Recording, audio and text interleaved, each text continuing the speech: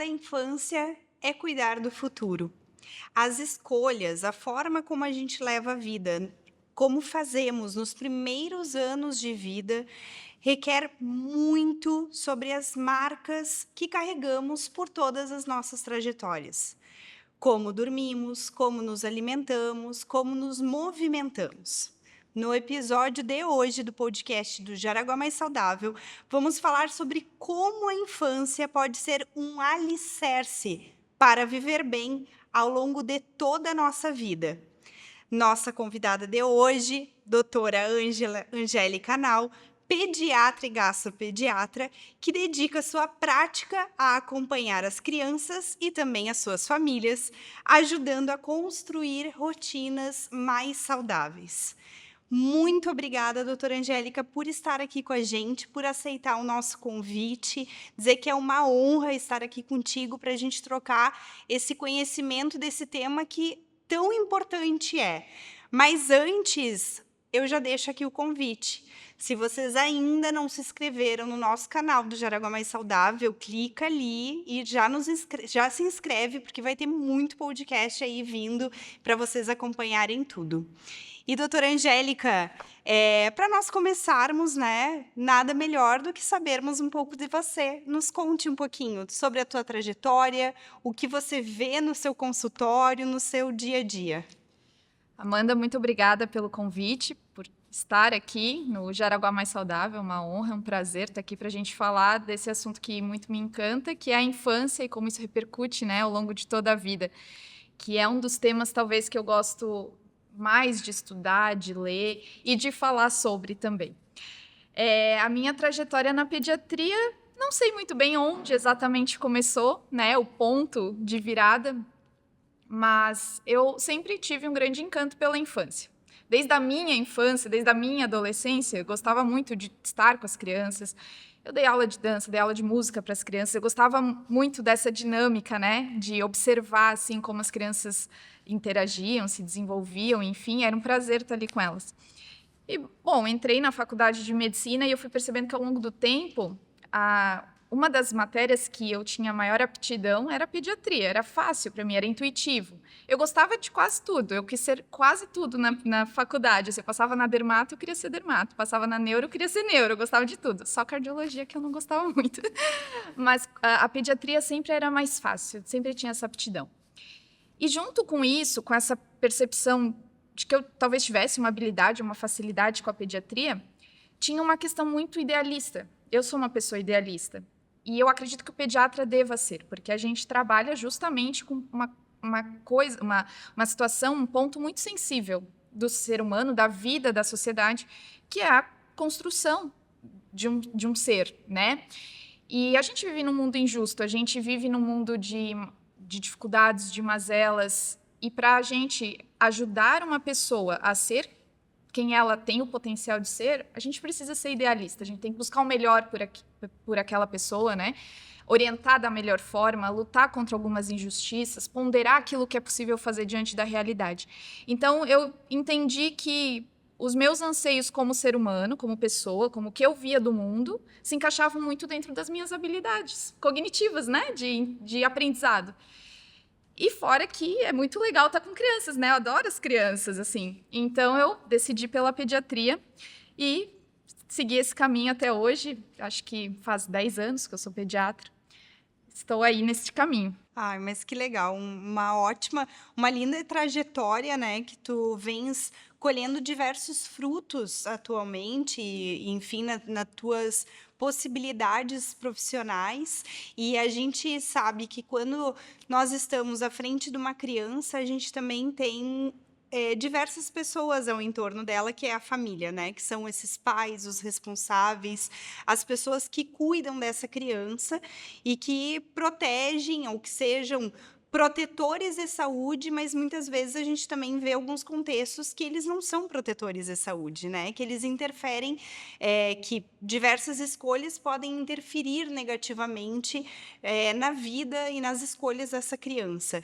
E quando a gente fala dessa infância, como eu falei anteriormente, é um alicerce para a vida, né. Dentro da tua realidade, assim, profissional, como que tu tens percebido os desafios dessa infância, voltado muito para essa lógica da saúde, né, dessa vida saudável que a gente fala, né?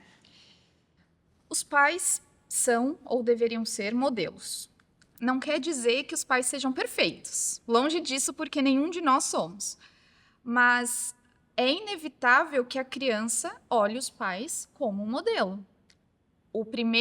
A primeira relação que a criança tem, a primeira coisa na qual ela vai se espelhar, a primeira pessoa na qual ela vai se espelhar são os pais.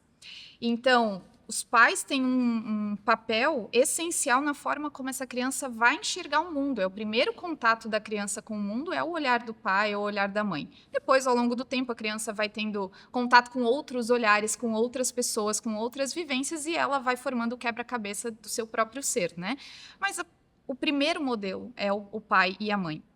E eu vejo que hoje um dos grandes desafios é os pais olharem para si mesmos e observarem quais são os próprios medos, os próprios receios, os próprios traumas, as próprias dificuldades e aptidões que vão levá-los a criar bem aquela criança, ou a educar, a conduzir, né, aquela criança nos seus primeiros anos de vida.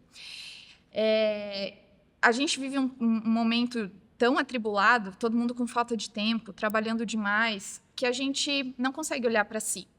E olhar para si enquanto adulto, enquanto ser humano, que já teve uma infância também, às vezes teve uma infância difícil, de traumas, de dificuldades, todos nós trazemos nossas cicatrizes, seja em maior ou menor grau, isso vai, inevitavelmente, repercutir na forma como aquela criança está sendo criada e está sendo educada. Então, eu vejo que um primeiro desafio que a gente vive hoje é isso, é pausar, parar e se observar. Puxa, eu tenho um filho. De que forma eu estou mostrando o mundo para essa criança? O que eu posso melhorar dentro de mim para trazer uma maior qualidade de vida para essa criança? Um segundo desafio que eu vejo hoje dentro da saúde é rede social. Né? E isso entra muito nessa questão da autoobservação, porque ao mesmo tempo que a gente não olha para nós mesmos, nós olhamos para todo mundo. E todo mundo olha para nós. Então, o julgamento que a gente faz do outro, da vida do outro, e que o outro faz da nossa vida, tem sido muito deletéria para a gente criar bem uma criança. Ninguém mais olha para o próprio filho, não individualiza o seu filho. O foco está em todo o resto. Né? Então, essa rede social realmente tem sido um grande problema, está dispersando muito o foco do que realmente é importante. E a gente vive um mundo também que visa muito a venda. A venda em todos os sentidos. Então, é um marketing muitas vezes desleal. Não tem nada de errado em vender, o problema é quando isso é desleal. Então, é venda... Vou trazer aqui o mercado dos alimentos, né? A indústria dos alimentos, muitas vezes de forma desleal. É venda de estilo de vida, muitas vezes desleal, de um estilo de vida que não existe, que é fabricado, milagroso, exatamente. Muitas vezes rotulado pelo milagre. Exatamente. A solução é a panaceia. A solução para todos os problemas é uma gota de um probiótico, né? Então, esse marketing, essa venda de uma coisa irreal, que encontra famílias vulneráveis, que não estão olhando para si, mas estão olhando para todo mundo, pulverizando a sua atenção, então estão num cenário muito vulnerável, é o casamento perfeito. Eu te vendo uma coisa que você acha que precisa como uma solução milagrosa, mas que não vai resolver nenhum dos seus problemas. Só vai vender mesmo. Então, é o caos institucionalizado, né? E eu percebo que muitas vezes a família, que ela já tem essa insegurança, porque quando vem a criança, gera muitas incertezas, né? E, consequentemente, uma insegurança também nessa criação do filho, né? E eles buscam a fonte em diversas fontes que muitas vezes não é aquela certeira, né? Ela geralmente vem com essa fantasia. E eu sempre digo, antigamente a gente tinha o quê? Um livro, muitas vezes, as famílias tinham um livro que passava de geração em geração, ou tinha aquele médico de confiança que qualquer coisa mandava uma mensagem, estava ali, ou tinha a família, que também era uma rede de informação protetora, né? E agora a gente tem uma vasta forma de buscar informações, inclusive aí a inteligência artificial que coloca qualquer pergunta no Google e em qualquer buscador, né, já vem toda, inclusive uma prescrição. Daqui a pouco vai vir até o atestado pronto ali, né? Então, Inclusive, óbvio. não pode ser feito. Exato. Fica aí exatamente a recomendação. Mas essa forma, né, essa busca pela essa informação que muitas vezes vai trazer essa insegurança olhando aqui para a saúde dessa criança, né? Então, eu não sei se tu tens observado muito isso, se muitas pessoas te mandam assim, olha, doutora, aqui que eu recebi aqui, isso daqui é verdade? Acontece isso contigo? Uma das coisas que eu mais escuto as mães falando é: eu não sei em quem confiar. Um fala uma coisa, outro fala outra, o médico diz isso, o médico diz aquilo. Já tive mãe que falou assim: ó, vocês médicos têm que se decidir aí o que vocês estão orientando, porque um diz uma coisa, uma diz outra coisa. E o que eu respondo é o seguinte: não é possível a gente dar nenhuma orientação individualizada sem que eu conheça individualmente uma criança, a família, a rotina, o contexto em que aquela criança está inserida. Então, às vezes, lá no Instagram, alguma mãe me pergunta: ah, é normal o meu filho fazer isso, isso, aquilo? E a minha resposta sempre é: não sei. Ou depende. Eu não sei. Como é que eu vou dizer se é normal ou não se eu não sei o contexto? Talvez para aquela família, para aquela criança, dentro das suas dificuldades e habilidades, seja normal. Talvez para uma outra criança seja totalmente alterada. Ah, dormir 7 horas à noite é normal? Não sei, talvez para uma criança que antes dormia 4 horas por noite, 7 horas está maravilhoso. Talvez para uma outra criança que dormia 12, que agora está com insônia, é horrível. Então, não sei. E o que muitas vezes as famílias querem é uma resposta, é um sim ou não, é o preto no branco. Não, seu filho, sim, é normal, não é alterado. E a medicina, a pediatria, aliás, nem só a pediatria, o cuidado com uma criança, qualquer que seja ele é cinza, são nuances de cinza, não é preto no branco, né? É um contínuo, é um processo.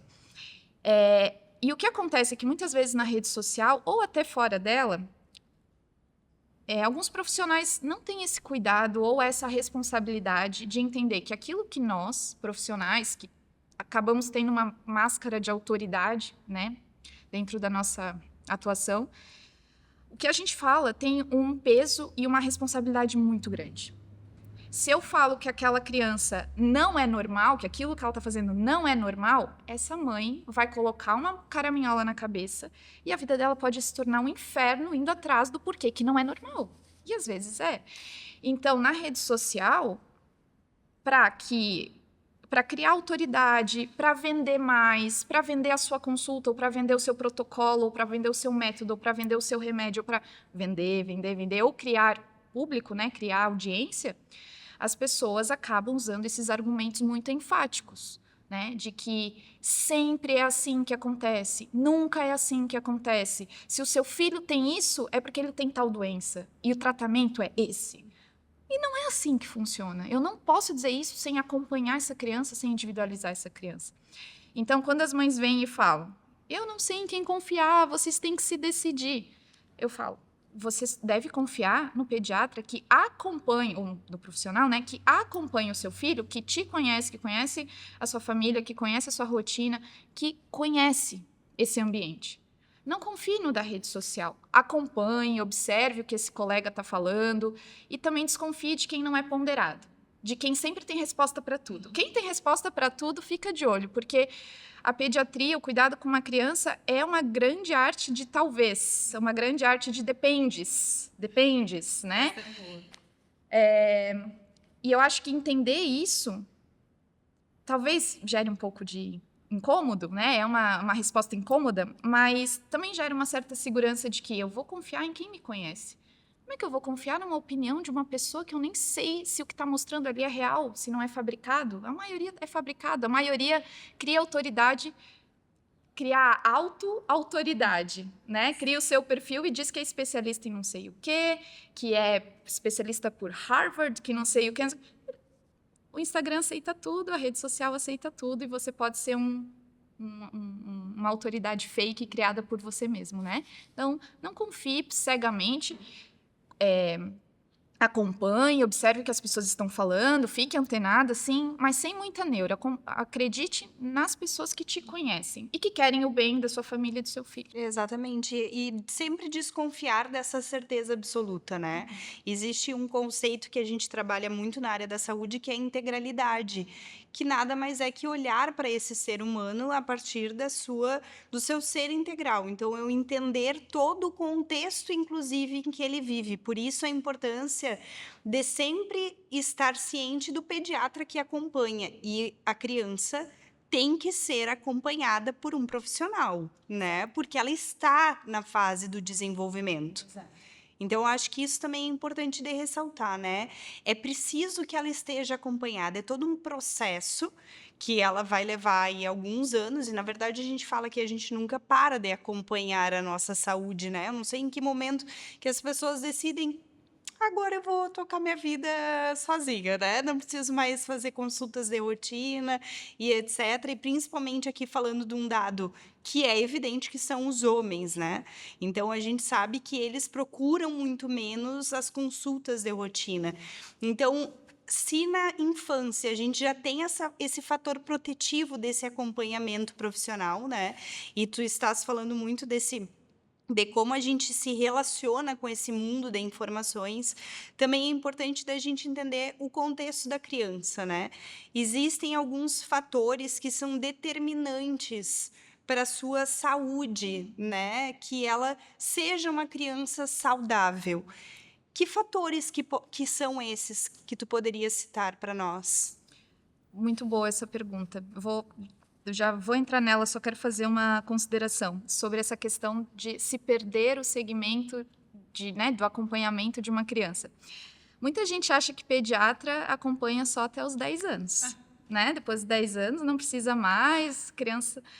E, na verdade, o pediatra ele é habilitado para cuidar até a adolescência. A adolescência vai até 21 anos. Nem todo pediatra gosta de atender adolescente. E aí é uma opção pessoal e está absolutamente tudo certo. Não quer dizer que não existam profissionais que acompanhem pré-adolescentes e adolescentes. Então, é extremamente comum no primeiro ano de vida, a criança vai todo mês, certinho. Por quê? Porque os pais ainda não sabem se comunicar tão bem com a criança. A criança chora, o que ela quer? Será que está com dor? Será que está sofrendo? Então, trazem para a gente, para que a gente dê essa segurança. Depois do primeiro ano de vida, que a criança, né, já está caminhando, já está falando umas palavrinhas, já mostra o que quer, os pais relaxam, veem, não, tá tudo bem com meu filho, tá tudo certo. Somem do consultório. Ninguém mais volta. Depois de 5 anos, a gente tem que fazer repescagem da criançada. Ela volta, que tem... E pediatria não é só pesar e medir. A gente vê todo um entorno, né? Então, idealmente, assim, até ali por 6, 7 anos, a criança ir pelo menos a cada 6 meses. E depois, uma vez ao ano, né? Na adolescência, inclusive, a gente precisa ver todo o desenvolvimento sexual, de características sexuais dessa criança. Ela está entrando na puberdade, nesse turbilhão, né? A gente precisa falar sobre inúmeras coisas emocionais, sociais com essa criança, com esse adolescente. Então, é necessário, sim, manter o acompanhamento, se possível, e se o adolescente quiser, até os 21 anos. Nem todo adolescente quer também, né? Às vezes ir no pediatra, mas é importante. Bom, voltando na pergunta de quais seriam, então, esses pilares, né, de uma vida saudável para a criança e para o ser humano em geral, não só para a criança, são aqueles que todos nós sabemos e que a gente insiste em fechar os olhos e falar não, porque eu quero um comprimido que resolva a minha vida, né? Alimentação, sono, cada vez mais negligenciado, atividade física, bons relacionamentos, exposição à natureza, exposição ao sol com responsabilidade. E é até curioso porque quando a gente fala tudo isso, qual desses você acha que é o fator que mais impacta na longevidade do ser humano? Que não é a somatória, tem Que não é que... somatória. Um assim que, de grosso modo, impacta mais na longevidade. eu diria que é a alimentação. São as boas relações. Então, ter uma pessoa de confiança que te traz segurança, bons relacionamentos, é o que mais impacta na qualidade e na longevidade. É lógico que todo o resto é essencial. Mas por quê? Quando você está num meio, num ambiente favorável, de segurança, com que você pode contar, que você pode se abrir, todo o resto tende a melhorar um pouquinho, né? Você não está sozinho no mundo. O ser humano é um ser coletivo, então a gente não está sozinho no mundo. E hoje o que a gente vê? Né? As crianças, os adolescentes, sozinhos. Na verdade, com um celular, que é uma grande rua aberta, sem ninguém observando, né? Então a gente está deixando as crianças no meio da rua com os carros passando, que é o que a rede social faz, um monte de perigo ali.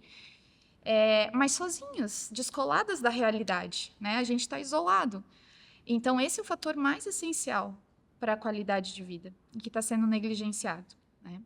Assim como a alimentação tem sido negligenciada, o sono tem sido negligenciado por conta do nosso estilo de vida, que preza muito a performance, muito a produtividade, e eu acho que sim, a gente tem que trabalhar, eu sou uma pessoa que trabalha muito, e acho que nós temos que ser produtivos para a sociedade, trazer coisas para a sociedade, mas talvez os nossos propósitos não estejam coerentes com aquilo que a gente preza por uma boa qualidade de vida.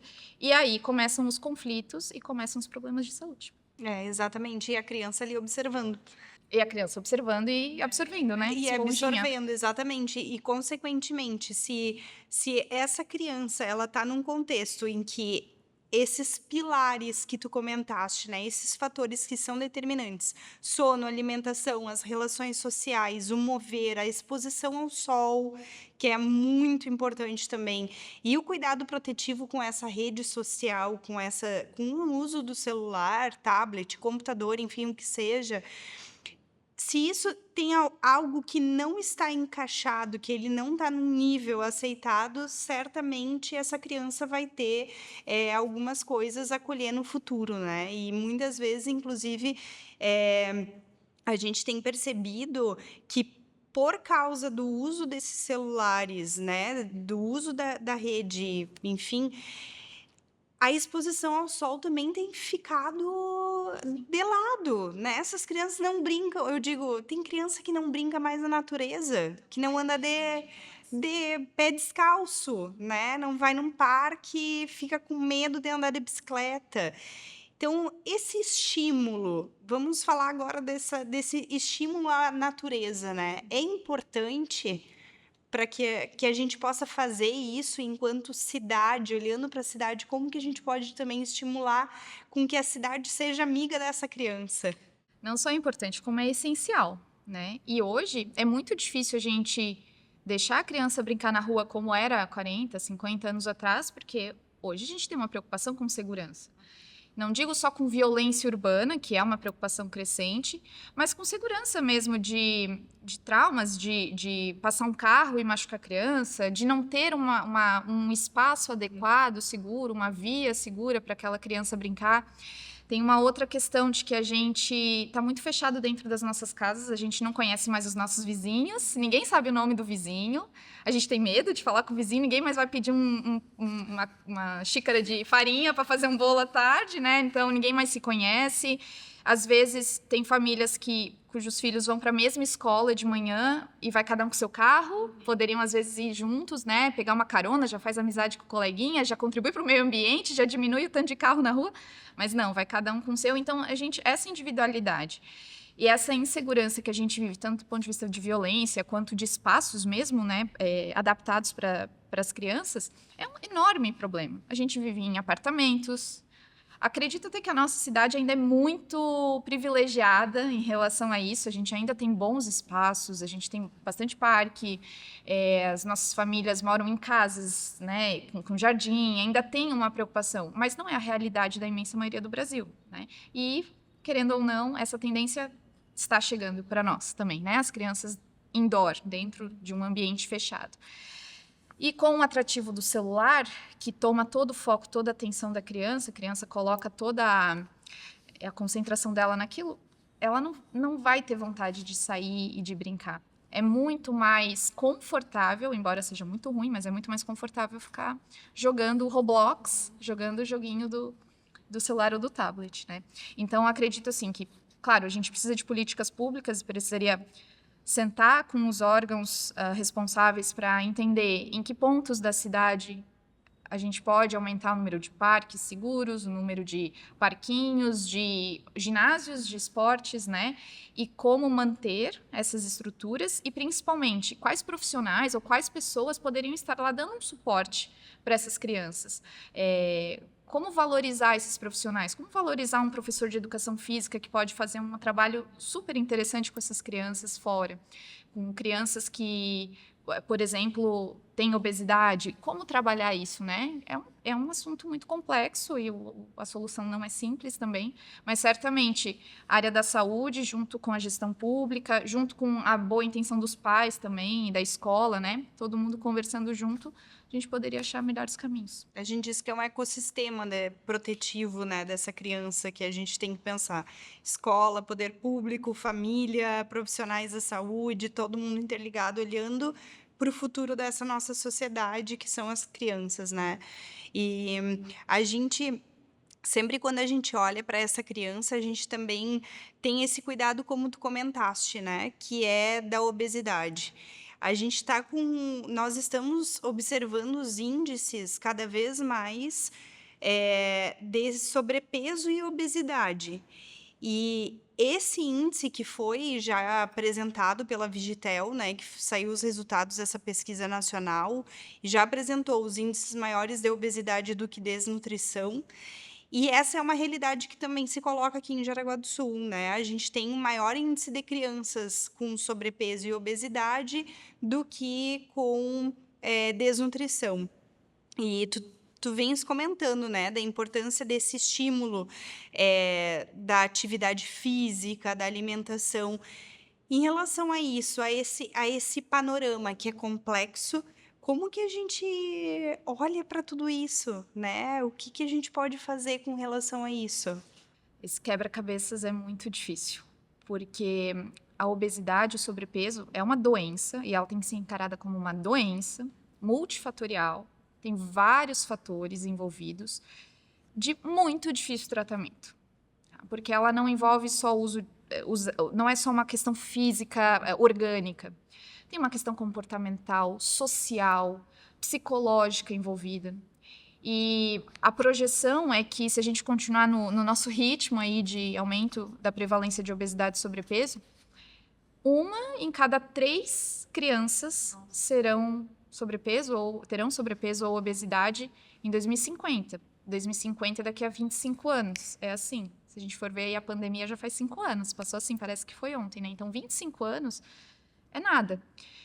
1 em cada 3 crianças. Isso é um absurdo, né? Os órgãos públicos têm que estar cientes disso, até porque vai onerar muitíssimo o sistema de saúde, né?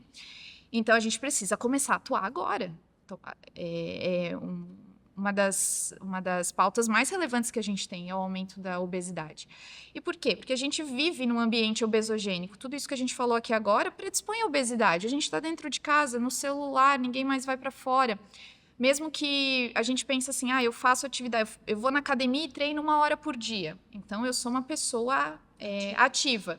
Não é, você é sedentário porque você passa o resto das 23 horas por dia ou sentado ou dormindo, né? Então, a gente não tem mais uma vida ativa de levantar, de caminhar até o mercado, de voltar, de pegar uma bicicleta e ir até onde precisa. Não, é tudo ou no carro, ou já faz por celular, ou não sai do sofá, ou fica ali. Isso está repercutindo nas crianças. As crianças estão seguindo esse comportamento e isso é muito claro. E uma grande questão que a gente tem é que, muitas vezes, a sociedade culpabiliza a família pela obesidade da criança. Então, assim, a família, os pais é que são culpados. Os pais têm a sua responsabilidade, mas a gente tem que entender que esses pais, eles também vieram de uma educação, de um entendimento de mundo, de uma percepção que talvez levou eles a terem sobrepeso ou terem obesidade. E eles estão reproduzindo isso com a criança. E essa criança, se a gente não bloquear isso de algum momento, de alguma forma, vai levar para os seus filhos e vai. Então, esse problema é extremamente complexo. A gente hoje, então, tem alimentos hiperpalatáveis, né? Que são aqueles alimentos gostosos demais, que são cheios de açúcar, de sal ou de gordura, são feitos para serem gostosos e para a gente só querer aquilo e aí a gente comprar mais daquilo. A gente tem alimentos hiperpalatáveis que são muito mais baratos do que um alimento in natura. E a gente fica assim, mas é só comprar 1 quilo de maçã. Tá, mas para uma família super humilde, que tem que alimentar um monte, né, 5, 6, 7 filhos às vezes, é muito melhor às vezes comprar um pacotão de chips que vai dar a sensação de saciedade. Não vai alimentar, não vai nutrir, mas vai dar uma sensação de saciedade. A pessoa vai sentir que comeu alguma coisa, porque às vezes comprar uma fruta e uma verdura que é mais caro, sabe? Ou que tem que preparar, que tem que gastar gás para preparar. E muitas vezes a gente não pensa nisso porque a nossa cidade é uma cidade muito próspera. Então a gente às vezes não pensa que existe essa realidade de pessoas extremamente pobres e humildes que sim têm que fazer essa escolha. Muito. Nosso Brasil é um Brasil de muitas realidades diferentes. E as pessoas têm que fazer essa escolha. Quando a gente pensa em políticas públicas, a gente não pensa só no indivíduo, a gente pensa, né, no público. Então, tem que considerar isso. Mas, da mesma forma, mesmo quem tem um alto poder aquisitivo, muitas vezes vai também escolher o hiperpalatável, vai também escolher o alimento industrializado, porque é chamativo. O que acontece hoje no mercado? As gôndolas mais de baixo são onde estão, por exemplo, o leite fermentado do Bob Esponja. A criança bate, bem no olhar da criança, a criança bate o olho, ela não quer o leite fermentado, ela quer o Bob Esponja, só que ela vai tomar o leite fermentado e vai achar super gostoso, e você não vai mais dar água para essa criança, porque ela só vai querer o leite fermentado do Bob Esponja. Ela só vai querer o iogurte do Ben 10. Então, a indústria é desleal nesse sentido. Eles sabem como manipular a venda, que é fazendo com que a criança queira por causa do colorido, do personagem, do preço. E aí, nisso, a gente vai fazendo cada vez escolhas piores, e dentro de casa a gente acaba tendo um monte de alimento industrializado, ultraprocessado, que não nutre, que sacia um pouquinho, mas que é muito gostoso. E acho que isso também, levando para o lado filosófico, né, que eu gosto muito de filosofar, eu acho que a gente vive também uma era de muita pouca resistência ao desconforto. Então, a gente quer tudo muito agradável, tudo muito rápido, tudo muito fácil, tudo muito no ar-condicionado, tudo muito gostosinho. Se for um pouco amargo, eu já não quero, não gosto. Nem quero tentar de novo, não quero nem tentar de outra forma. E essa nossa posição, esse nosso comportamento de dificuldade de lidar com desconfortos faz com que a gente vá por esse caminho que está nos adoecendo, né? Então, olha o grau de dificuldade que a gente tem para lidar com isso, né? Não é só eu pegar uma criança com obesidade e falar, vai fazer atividade física e fecha a boca, agora só pode comer verdura, legume, arroz e feijão. Não vai dar certo. E é por isso que nós, uma autocrítica aos profissionais de saúde, é por isso que a gente também não está conseguindo tratar essas crianças, enfim, esses adolescentes com obesidade. Porque a nossa orientação tem que fazer dieta e exercício físico, dieta e exercício físico. Mas como que a gente viabiliza isso? Como que eu viabilizo que essa família faça uma boa dieta, tenha uma boa alimentação, se a rotina é ir no mercado e ver o Bob Esponja na primeira prateleira? Então, o mercado tem que me ajudar, a política pública tem que me ajudar, as políticas públicas têm que começar a entender que alimento ultraprocessado precisa ser visto de uma outra forma. Não é um alimento ideal para o ser humano, né? Como que eu viabilizo uma atividade física? Como que eu viabilizo mais tempo de sono para essa criança se os pais chegam em casa às 10h30 da noite e ainda tem que ver a tarefa da criança e isso e aquilo e mil coisas? Então, é muito mais complexo. E para a criança é importante uma rotina, né? Essencial. Essencial. E a gente, comentando tudo isso, sempre me vem à mente aquele contexto, aquele conceito que a gente fala, né? A saúde, ela é intersetorial. Eu não posso olhar para a saúde como ausência de doença, eu tenho que olhar para a saúde a partir dos diversos fatores que vão ser determinantes e condicionantes para que a pessoa seja saudável ou não. Então, todo esse contexto, né, que tu estás comentando, de olhar para o supermercado, o poder público olhar, a arquitetura e o urbanismo do município, né, o planejamento urbano desse município, o comércio olhar para esse contexto que a gente está enfrentando, que é dessa crescente da obesidade da criança, e o que vai levar esses índices de agora para o futuro. Porque agora a gente está chegando na velhice, né, vendo o envelhecimento com uma taxa, um índice de doenças crônicas não transmissíveis altíssimas, hipertensão, diabetes, obesidade, entre outras, né? E os idosos de hoje eram as crianças ativas de ontem, que viviam numa outra era, que era uma outra realidade, né? Então, o que vai acontecer com as crianças de hoje, que já têm esse contexto, né? Que não são ativas, que estão nesse contexto, já estão com esse grau de obesidade e sobrepeso, o que vai sobrar dessa próxima geração que vier? Isso é extremamente interessante. E você está falando e eu estou pensando aqui, como de fato quem cuida de criança tem que ser idealista, né? Porque toda a nossa conversa aqui está sendo da social, né? Desse entorno social.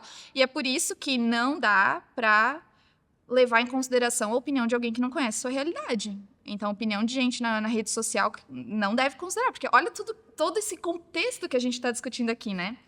Mas tem um conceito muito interessante, que é o conceito de programação metabólica, que diz o seguinte, que aquilo que acontece em fases muito precoces da nossa vida tem repercussão ao longo da vida e até a nossa vida adulta, né? Décadas depois. Então, os insultos, aquilo que pode trazer alguma repercussão para a nossa saúde, antes da mãe engravidar, durante a gestação e principalmente nos primeiros 5 anos de vida, vão ter consequências na vida adulta. Como isso acontece, né? Tudo aquilo ao qual nós, enquanto fetos, enquanto crianças, somos expostos, os fatores ambientais, eles têm a capacidade de expressar ou não expressar os nossos genes. Então, todos nós temos lá o nosso DNA, os nossos genes. Nem todos os nossos... Os genes, eu falo que assim, os genes são como se fossem lâmpadas que estão instaladas, mas podem estar ligadas ou desligadas, né? Então, às vezes, por exemplo, você tem lá o gene do câncer de intestino. Esse gene pode estar desligado a sua vida inteira e você não vai ter o câncer de intestino. Pode ser que em algum momento ele liga. E aí, você vai desenvolver o câncer de intestino, por exemplo. É um exemplo muito superficial aqui. Mas o ambiente, principalmente nessas fases muito precoces da nossa vida, tem a capacidade de ligar ou desligar genes. Então, eu posso ter o gene da obesidade. A obesidade não é um só gene, é multigênica, né? É poligênica, mas, enfim, vamos só para exemplificar. Eu posso ter lá um gene que predispõe a um tipo de obesidade e, dependendo dos hábitos da minha mãe quando ela estava gestante e de como essa criança foi tratada nos seus primeiros anos de vida, esse gene nunca se expressar e essa criança não ser obesa. Então, o poder disso, eu acho isso a coisa mais linda da pediatria, assim, isso é muito poderoso, porque o que a gente faz com uma criança não vai ficar na infância, vai para a vida inteira.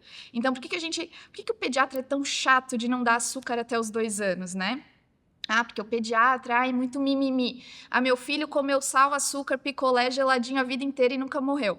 Não morreu, está lá hipertenso e obeso aos 40 anos, né? Ou com doença renal, etc. Então, a gente é muito chato porque a gente entende isso. A gente entende que o que a gente faz no ambiente vai modificar a expressão do gene. E não só isso, e os comportamentos... Medicina baseada em evidências. Medicina baseada em evidências. Ciência. Exato. E fora o comportamento aprendido também nessa época, né? Então, não é só uma questão física, orgânica ali de genes e tal. E sim, a criança está aprendendo a comer bem, aprendendo a comer saudável. Vai ser mais difícil dela ter um hábito ruim depois. Pode, né? Depois que ela conhece o McDonald's, depois a gente não tem muito controle. Mas, assim, a gente tem que fazer o nosso melhor para tentar dar o melhor para a criança, para que ela tenha bons hábitos. Então, a gente é chato por causa disso. Não é chatice, é realmente preocupação com essa criança quando ela for avó, quando ela for mãe, né? E essa programação metabólica, ela passa por até 2 a 3 gerações. Então, se um gene ele é ativado, por exemplo, um dos genes da obesidade, se ele é ativado nessa geração, esse gene pode ser transmitido para a próxima geração. Então, eu não estou cuidando só dessa criança, eu estou cuidando do filho dela e do neto dela. Esse é muito poderoso. É muito poderoso. É uma realidade que agora deve ter alguns pais pensando: meu Deus, o que eu estou fazendo com meus filhos? Socorro, calma, não se julguem, né? Eu acho que também é importante, estejam conscientes, né? E pequenas mudanças, vocês estando conscientes, se conhecendo, essas mudanças elas vão acontecendo naturalmente. Porque também entendendo assim, se os pais estão fazendo escolhas ruins, essas escolhas ruins também estão interferindo em você, né? E principalmente na criança que se você está criando. Então, é um processo contínuo, né? E a gente fala também muito dessa influência que a escola tem, as cantinas, né? Agora, as últimas políticas públicas voltadas da alimentação e da educação olharam para essas cantinas também com outro olhar, de dizer: não, a gente tem que ofertar obrigatoriamente tantos produtos saudáveis e não só o folhadinho, o pastelzinho frito, o refrigerante. Isso tem sido cada vez mais extinto das escolas para pensar também nessa relação que a criança tem com a sua alimentação, né? E também nas festas de aniversário, né? Porque a gente sempre pensa na festa de aniversário, o que que tem? O bolo, o pastelzinho, né? Etc. Isso não é ruim quando é a exceção, ela não se torna a regra, isso, né? Exato. E você falou uma coisa muito interessante, dos pais não se culparem. Vou entrar nessa questão da cantina escolar. Mas nasce uma mãe, nasce uma culpa, né? Os pais se culpam muito. Eu vejo assim, acho que a gente tem que ser críticos de nós mesmos, mas críticos amorosos, né? Porque é impossível acertar sempre, mas é importante buscar acertar, buscar fazer o melhor. Então, olhar para si com crítica, né? Com aquela... Não achar que você sempre é o certo e o alecrim dourado que faz tudo certo, mas também não se açoitar, né? Não ser um carrasco de si mesmo, né? Mas, se você, pai, mãe, está observando que eu fiz isso com meu filho, que talvez não seja o ideal, tá bom, vamos traçar uma estratégia, vamos nos munir de boa informação para fazer diferente da próxima. Tudo bem, o que aconteceu, aconteceu, vamos mudar a partir de agora. E tudo certo, né? Então, boa informação realmente vai modificando isso. E sobre as cantinas escolares, eu sou um pouco, talvez, rígida nesse ponto, assim, porque eu acho muito, muito triste uma cantina escolar que vende ou que tenha, né? Ultraprocessados, que tem industrializados, que tem alimentos hiperpalatáveis. A escola é um ambiente de segurança, é um ambiente de educação, de saúde para essa criança. Dentro da escola, ter esse acesso livre, sendo que a criança vai todos os dias para a escola, não é esporádico, é todos os dias, então ela está em contato todos os dias. Às vezes vai período integral, aí tem acesso de manhã à tarde. Eu acho muito triste, né? E a gente vê com muita frequência. Tá? Então, às vezes, os pais tentam ter uma boa alimentação em casa, mas a criança vai todos os dias, de segunda a sexta, para a escola e ela tem acesso ao croissant de chocolate, ela tem acesso a tudo isso. Nós temos as políticas nacionais de alimentação escolar, que são excelentes e cada vez mais tenta-se aplicá-las da melhor forma. É claro que para ter uma boa alimentação a gente precisa ter recurso público, então o recurso precisa vir para que, em vez de comprar um iogurte, que nem é iogurte, é bebida láctea de morango, a gente compre um iogurte bom para essa criança, com frutas boas, com sanduíche bom, com água, com enfim, né? E não compre os ultraprocessados que são mais baratos. Então, precisamos de recurso, de distribuição adequada de recurso e de uso adequado de recurso. Mas cada vez mais tem se tentado, né? A gente tem muitas nutricionistas na rede que estão engajadas fazendo os cardápios escolares, isso é excelente. A escola é um ambiente de educação, é um ambiente não é só de ensino acadêmico, é um ambiente de educação também, né? Embora a educação venha muito de casa, mas é lá também que a criança está tendo modelos. Então, eu sou um pouco crítica, assim, eu fico realmente muito chateada quando eu vejo uma escola oferecendo alimentos ultraprocessados para as crianças. Exatamente. E é isso que cada vez mais a gente tem que lutar para evitar, né? Então a gente já teve uma evolução de ofertar alimentos, ok, um pouco mais saudáveis, mais opções, mas por favor, né? A gente precisa ainda evoluir, né? E evitar que o ultraprocessado esteja em oferta para essa criança que no momento que do recreio ali é onde ele tem a autonomia de ir comprar esse produto, né?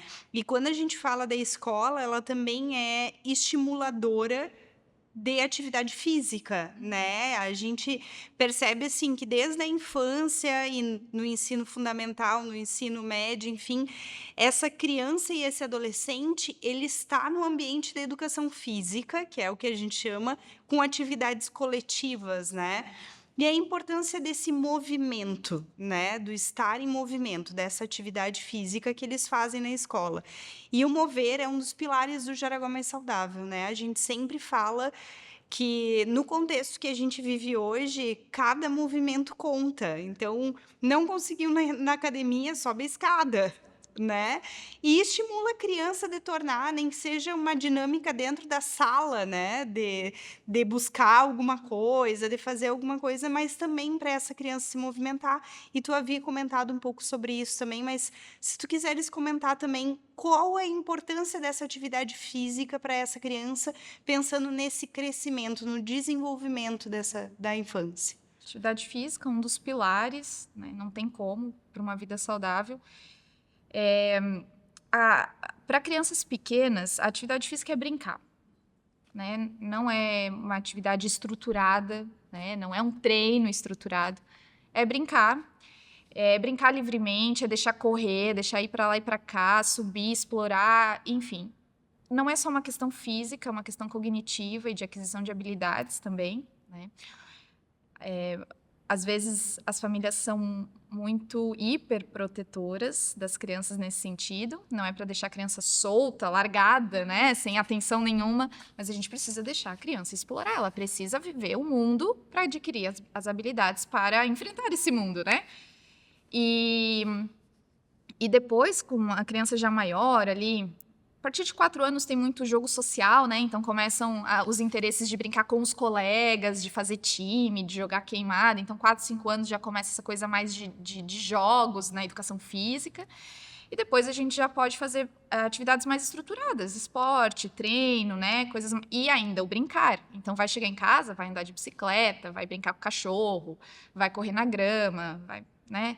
Só que aí é isso, a gente precisa de uma grama, a gente precisa de uma bicicleta e de uma via segura para andar de bicicleta, né? Ou então, dentro da escola, a gente ter esse espaço disponível no contraturno, nas atividades extras para essa criança ter essas habilidades. E nós, enquanto adultos, buscar isso para a gente também, porque nós somos modelo, a gente trabalha muito com modelagem, a criança está aprendendo através de modelagem. Pai e mãe ativos, que prezam por esse estilo de vida, tendem a ter filhos também mais ativos, né? Não tem que falar, atividade física é essencial. Então, talvez deixar o seu carro estacionado um pouquinho mais longe para ir caminhando, talvez subir uma escada em vez de pegar o elevador, talvez ir a pé para o trabalho, se for possível. Então, trazer esse tipo de opções, de hábitos para o dia pode ajudar, né? E claro, se possível, se couber na rotina, a gente sabe, né? Tem família que trabalha em 3 turnos, mães aí que trabalham em 3 turnos são mães são mães solo. É difícil trazer atividade física para sua rotina, uma atividade estruturada. Mas então, tentar trazer esses outros movimentos mesmo, já com certeza vai fazer bastante diferença. Com certeza. E agora, falando da atividade física, me veio muito a questão da hidratação da criança, né? Do estímulo ao tomar água, né? Principalmente. Como que funciona isso, essa oferta para a criança, dependendo dos diferentes níveis, assim, de idade? Normalmente, as crianças não pedem água. A gente tem que oferecer. A criança não... Ela está brincando, ela está distraída, ela nem quer saber de parar para tomar água. Então, a gente tem que oferecer. Nós pediatras, temos um cálculo que a gente faz, né, para consumo de água, e a gente conta o quanto também come, por exemplo, de frutas, de outras bebidas, e aí a gente calcula ali o quanto precisa de água. Mas vamos colocar aí que uma criança de 1 a 2, 3 anos precisaria de uns 700 ml no dia, contando todas as 700, 800, 900 ml, dependendo do peso da criança, contando toda a ingestão de água dela. Depois, uma criança maior ali em torno de 1,3 litros, 1,5 litros. Mas o importante é ir oferecendo. E água não é bebida isotônica, não é Gatorade, não é suco integral de uva, não é suco natural de laranja que dura 3 semanas na geladeira, tão natural que dura 3 semanas na geladeira. Não, é água, né? A gente começa a oferecer esses alimentos hiperpalatáveis e, por exemplo, um suco integral de uva. Ele é gostoso, ele não é um alimento ruim, eu não demonizo nenhum alimento. Dependendo do contexto, todos os alimentos são permitidos, né? Mas ele, na rotina, ele é muito rico em frutose, que é o próprio açúcar da fruta. Então, não é adicionado açúcar lá, mas é o açúcar da fruta, que torna aquilo muito gostoso. Por que a criança vai querer beber uma água se ela conheceu um suco de uva? Nunca mais vai beber água na vida, né? É muito gostoso o suco de uva. Então, deixar isso para situações muito específicas, tentar diluir o suco com metade suco, metade água, por exemplo, mas sempre priorizar água. Ótimo. E deixar para as exceções mais suco do que refrigerante, pelo amor de Deus. Refri é complicado. Mas também, não vamos demonizar, né? Principalmente o refrigerante para pessoas adultas que estão, por exemplo, num processo de emagrecimento, um refrigerante zero pode ser um auxílio, dependendo da estratégia, né, que está se tendo. Então, eu não demonizo alimentos, mas para a criança não tem por que a gente introduzir esse hábito, né? É melhor ela nunca conhecer. Em algum momento da vida, ela vai acabar consumindo. Quanto mais a gente puder postergar, melhor. Exato, perfeito. E pensando nessas orientações, né, que tu já foste colocando na tua fala, se tivesse que deixar 3 orientações básicas, assim, pensando na família e também pensando na criança, vamos tentar falar com a criança, né? Tu falas muito com crianças no teu contexto do consultório, principalmente nos outros que tu estás. 3 orientações para a família e para a criança, o que tu deixaria? Acho que para a família, a primeira orientação seria olhar para si e trabalhar você como pai, como mãe, trabalhar os seus medos, os seus receios, as suas crenças sobre a alimentação, porque todos nós fomos criados de uma forma e muitos de nós fomos criados assim: ou come tudo ou chinelo na mesa, né? Ou varinha na mesa. Ou come tudo ou não vai brincar lá fora. Se comer tudo, você ganha o chocolatinho depois. Então, nós fomos criados, muitos de nós, não todos, mas nós somos muito criados na base da barganha, da chantagem e da ameaça. Do ponto de vista alimentar, isso é horrível para o comportamento alimentar. Eu costumo dizer que antes do alimento vem o comportamento. A gente fica extremamente preocupado com o alimento, não pode açúcar, não pode... E realmente temos que cuidar sim e ter uma boa alimentação, mas o essencial é bom comportamento, porque se tem um bom comportamento e você souber os contextos em que cada alimento pode ser consumido, você vai ter uma alimentação saudável. Se você for numa festinha, é claro que vai comer brigadeiro. Como é que não vai comer brigadeiro na festinha? E tudo bem. O problema é comer brigadeiro todos os dias na frente da TV enquanto está distraído lá à tarde. Esse é o problema. Então, nós, que também fomos criados dessa forma, cheia de caraminholas na nossa cabeça, a gente precisa começar a olhar pra gente. Puxa, eu tenho medo do meu filho passar fome. É por isso que quando ele não quer comer o almoço, eu ofereço uma mamadeira depois. E agora ele só quer mamadeira. E ele tá lá com 3 anos tomando 3 litros de mamadeira no dia. E nunca come nada. Quando o meu filho não come, eu fico irritado. Como que ele não quer comer a comida que eu fiz? Vou dar uns tapas na bunda dele. E o meu filho começa a ter medo do momento da refeição. E aí não vai comer nada, porque ele morre de medo do pai e da mãe baterem nele porque ele não está querendo comer, né? Ou ameaçarem. Então, como que a minha crença, isso para alimentação, para sono, para tudo, né? Para como a gente vê o mundo, isso impacta demais no comportamento da criança. Então, observe como você vê o mundo para que você, então, entregue um olhar melhor para a criança também.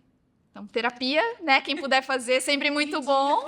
Mas se não puder ter um processo terapêutico formal, pelo menos, como eu falei, seja um crítico amoroso de si mesmo, né? Olhe para si e tente ir melhorando. Nada como uma listinha no final do dia É. para fazer os seus levantamentos. Check. De terapia, já faz ali uma listinha dele. Exato. Como foi esse dia, né? Exato.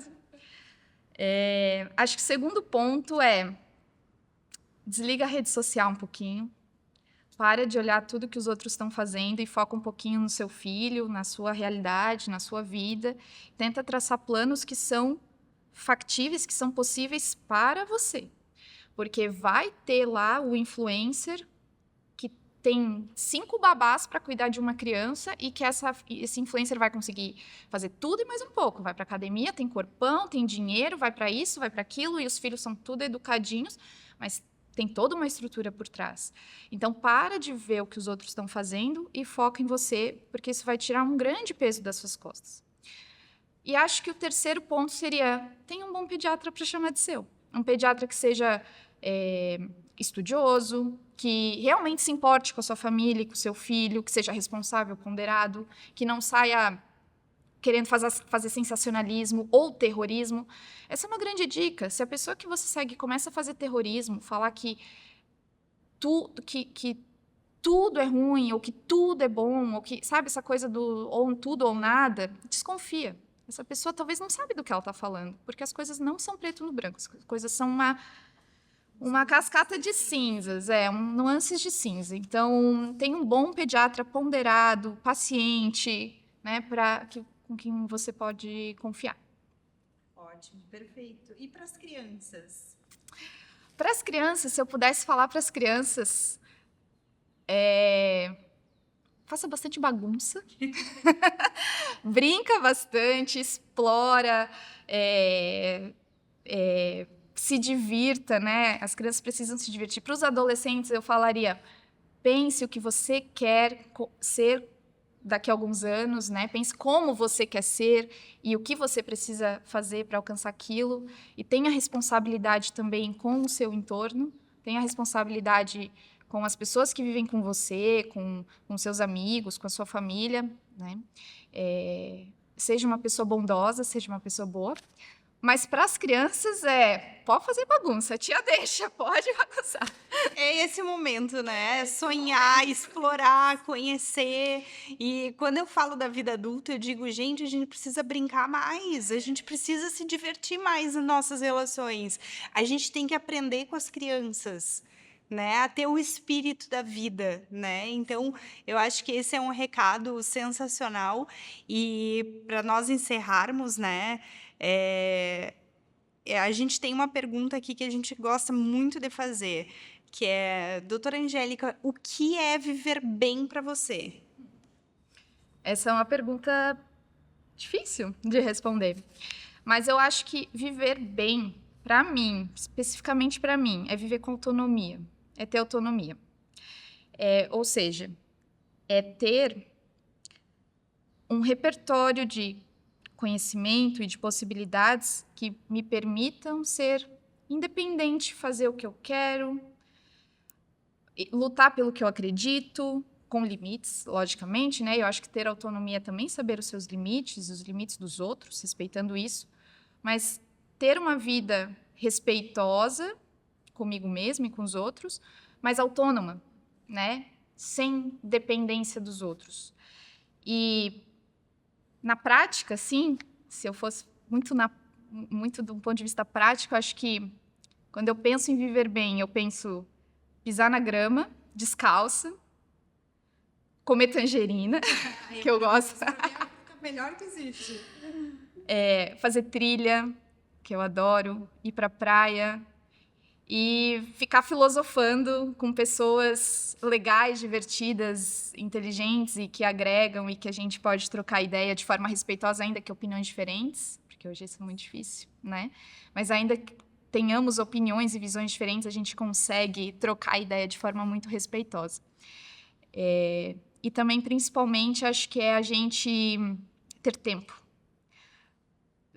Ter tempo talvez seja a coisa mais rara e melhor da vida. ter tempo, respirar, fazer as coisas com calma, né? E tempo é o nosso grande luxo, eu acho que é o que torna a vida melhor. E eu digo ter tempo para o ócio também, né?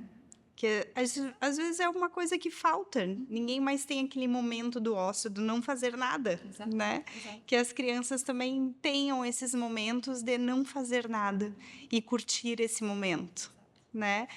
Doutora Angélica, muito obrigada. Eu que agradeço. Foi uma honra, assim, aprendi muito no nosso encontro de hoje. Tenho certeza que quem está nos ouvindo também aprendeu muito sobre a infância, sobre essa relação que a gente fala que olhar para essa criança, para esse adolescente, né, é extremamente complexo, porque a gente não está falando só da saúde, ele não está doente, ele está bem, não, mas a gente tem fatores diversos que interferem diretamente no cuidado dessa criança. E o quanto que a gente pôde aprender hoje aqui, foi um prazer gigante de estar contigo e de te ouvir a partir dessa ciência, a partir da medicina baseada em evidência, e vendo a esperança. Né? Quando a gente trabalha com crianças, a gente trabalha com esperança. Sem dúvida. E principalmente na aposta dessa criança por ter um mundo melhor. Sem dúvida. É isso que motiva o bom pediatra. A gente faz o que a gente faz porque a gente tem esperança, a enorme esperança, a profunda esperança de que ela vai ser um ser humano melhor do que nós fomos e que com isso ela vai mudar o mundo. Pessoal, muito obrigada e até o próximo episódio.